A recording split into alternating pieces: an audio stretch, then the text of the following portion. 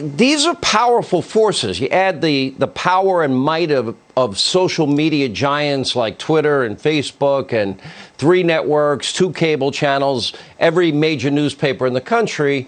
It's pretty powerful forces aligned against the president, but not much different than 2016, except more hatred now maybe than then.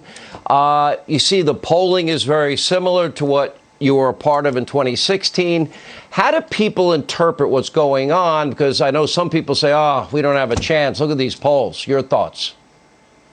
Sean, our polls right now internally and even in the Real Clear Politics average are better today than they were 4 years ago. So I just want to bring you back to where we were 4 years ago today. There were 3 public polls released that show Hillary Clinton all over 50%. With the closest race showing it at 9 points. The biggest gap was 12 points. And what happened 3 weeks later? Donald Trump went on to shock America and the world and become the 45th president of the United States. And, you know, Sean, when we looked at the battleground states, we looked at Wisconsin and Pennsylvania, Ohio and Michigan. We looked where those numbers were. And 4 years ago, Donald Trump was down by a larger margin to Hillary Clinton than he is today to Joe Biden. And today, the Trafalgar poll in Michigan showed Donald Trump with a lead. It's the first time in 5 years that he's been a candidate. He has a lead in the state of Michigan. He won that state 4 years ago by 10,704 votes. He's going to win it by a bigger margin this time.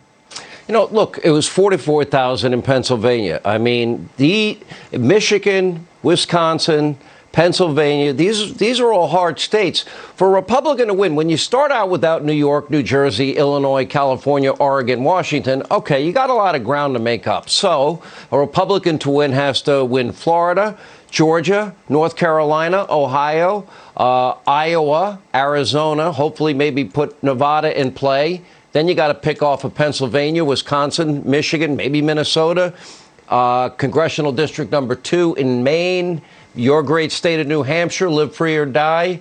It's never easy for any Republican to win with the Electoral College. How many paths do you see for the president this election cycle?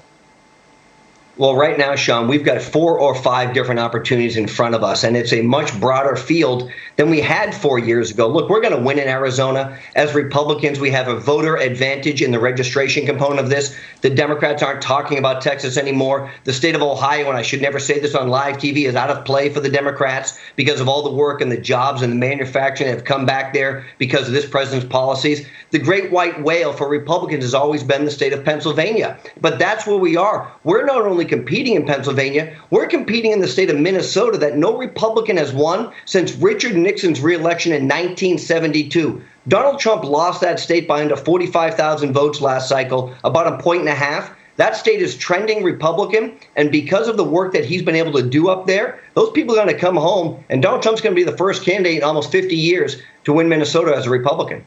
All right, Corey Lewandowski, good to see you. Thank you. Despite the flurry of treatment afforded to the president last night,